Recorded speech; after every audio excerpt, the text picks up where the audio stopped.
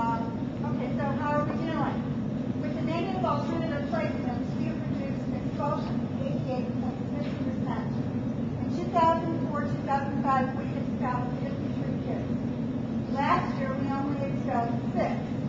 Now, it's not to say the kids didn't get in trouble. Instead, we placed 41 students in alternative settings. 11 of them were special ed students. And then we did place some of those other disruptive students, as I said, to try to avert things from happening. And kids are successfully coming back. The suspension data, we decided to look at this, even though we didn't do the suspension center. In fact, it's interesting. In the upper grade center, the 1 to 3 day suspensions are down 41% from 2004-2005 to 2005-2006. So there were 134 total out of, and last year before 736. But we see a really big increase in special ed suspensions, and so we're going to have to do some analysis to find out why. The same thing with the 4 to 6 days. We see that the school itself was down, but the special ed suspensions are up. So that's a concern for me, considering my position, and we are going to do further study on that. And then the out-of-school suspensions of 7 to 10 days, a really serious one. That's down for the school as a whole, and it stays the same for special education. For the 9th grade center, the same thing we see. We see the 1 to 3 day suspensions from the first year to the second year down 30%. The 4 to 6 day suspensions down 54%. And the 7 to 10 day suspensions down 57%. And the special ed went down too, except for the 4 to 6, which is probably not statistically significant. I don't know if it's because we removed some of the kids from the setting or not, and we would have to do further studies, but I think it would be a worthwhile study to do.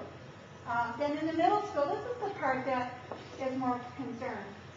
In the middle school, we're seeing that the suspensions are going way up.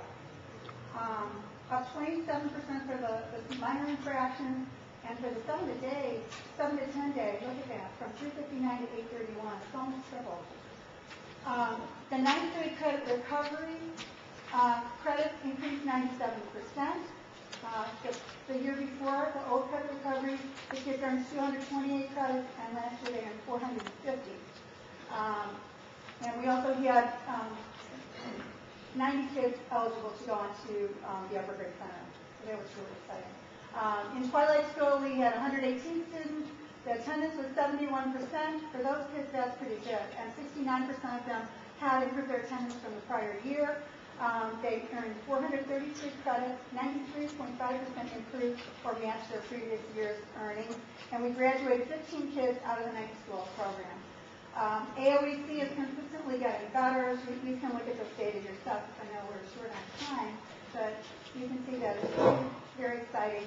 The Pickett Center, our collaboration with Kids Hope United, provides a place where young teen moms can leave their babies, and we have 16 babies currently, but of our kids that are enrolled, we have 38 children. So those mothers have found other alternative people to watch their kids, or their kids are already above 3 years of age and they're probably in our preschool program. In our ombudsman, the kids earned 84.5 credits. We had 7 middle school graduates and 1 high school graduate out of ombudsman last year. At Lake County Learning Center, we had 80 credits earned, and 2 were promoted to the next grade level. What we recommend to you is to continue with these programs, continue to use data to drive decision making, maybe do some further study based on what we found. We find that we need a special education strand and an ELL strand, and that's something that we are going to look at and probably come back to you with some recommendations later in the year.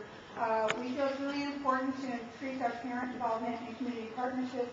So last week we had a big session for all the schools to improve their parent and community partnerships, and we've included the alternative programs, so they also have created needs too much play in that, because those parents need to be involved too. And then we want to bring back to you to consider a suspension center, because we do have a lot of kids out, and so we do need to think about that. And then just before we close, I just want to show you one more thing. This is kind of what we're about and why we're doing this. And we have some great success stories that Grant would just like to share with you for a second. Actually, the success stories are on the sheet of paper that you guys have from the 3 different sites that we have here at Waukegan. But this is the real reason about why we should have these programs, and that's for the kids who probably would not have any chance at all to go on and graduate. Give them a place to go, their families to go, and it's just incredible for some of the kids that were written off 2 years ago that are able to put that cap and gown on and walk out the door, graduate. Thank you.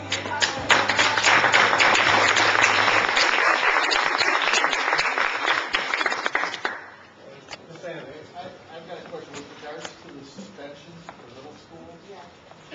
Is that because we're seeing an increased number of infractions, or is that a change in disciplinary practices, or we're reducing expulsions, or? Well, you know, those are really good questions, and I had the same questions. I just got the data from Mr. Christensen about 2 weeks ago. I think we need to look at a couple things. One is that we did have some leadership changes, and we had several schools that were on in the restructuring. And so a safe orderly environment is got to be key. That's what the effective schools research tells us.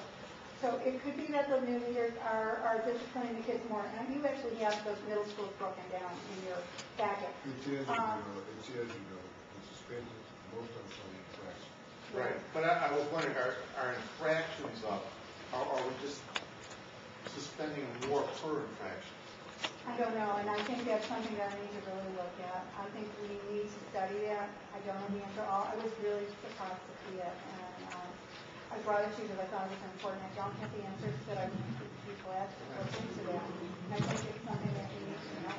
Why is it we have more difficult kids at the middle school, or is it a different style? Most of them are infractions, and if you look at your board package, you notice that the same school. Right, and there's the familiar infractions. I mean, it's one of the things I wonder that, are they kids that used to be coming here for expulsions that are now being suspended? Are they contracts? Or is there just an increase in disruptive behavior? I think we can, Dr. Shipley oversees student discipline in our district, and I think we can prepare a report and some findings back for you. Thank you. And our team could reconvene and let's look at that. And I just said one more time, the lack of English language or Spanish speaking classes is, I think we have to really do something to make sure that we have alternative places for those kids, because I think we're falling behind on it. Yeah, I think that's right. And we started something, and the teachers got pulled, and we didn't have enough money to hire another one, which is not really a very good excuse. Most of the kids have been already exited, but we think that they need more language support, and so definitely we're going to come back with more information. Any questions for the guests? Ombudsman and alternative ombudsman. You want to introduce us to them? Yeah. So we start with the air.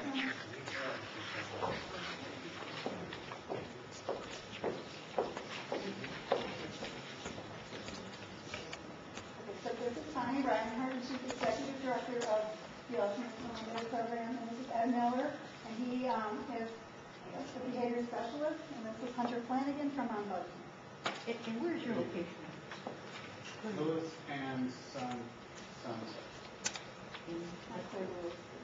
Sunset and Golf. It's right where they. It's like Yeoman. Next door Right by to Yeoman and Sunset. Sunset House. Next door to the sunset? On the left side. Right. Okay. I might have one. Thank you folks for coming. Thank you. It's been great partnership.